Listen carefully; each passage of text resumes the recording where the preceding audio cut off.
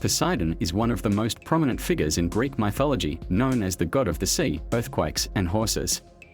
He is the son of the Titans Cronus and Rhea and one of the Olympian gods who played a key role in the ancient Greek pantheon. Poseidon's domain is primarily the sea, and he is often depicted with his iconic trident, a three-pronged spear that symbolizes his power to control and shape the waters. As a powerful and tempestuous deity, Poseidon was capable of both creating calm seas and causing destructive storms, earning him a reputation as a god who could be both benevolent and wrathful. Poseidon's influence extended beyond the ocean and its creatures. He was also regarded as the god who could cause earthquakes, an aspect of his power that reflected the violent and unpredictable nature of the earth. The ancient Greeks often saw Poseidon as a symbol of both creation and destruction, with his power over the seas able to shape the very landscape of their world. As a result, Poseidon was worshipped in many coastal cities and ports, where sailors would offer sacrifices to gain his favor for safe voyages or to avoid the dangers of the sea. In addition to his control over the seas and earthquakes, Poseidon is associated with horses.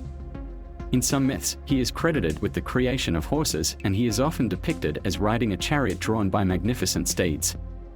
His connection to horses further highlights his role as a god of vitality and energy. In ancient Greece, chariot races were common, and Poseidon's association with horses was celebrated in events and rituals that honored his power.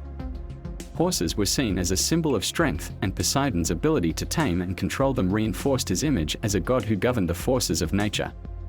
Poseidon's relationships with other gods and mortals were often complex. He was one of the three brothers, alongside Zeus, the god of the sky, and Hades, the god of the underworld, who divided the world among themselves after overthrowing their father, Cronus. While Zeus took the sky and Hades ruled the underworld, Poseidon's share was the sea.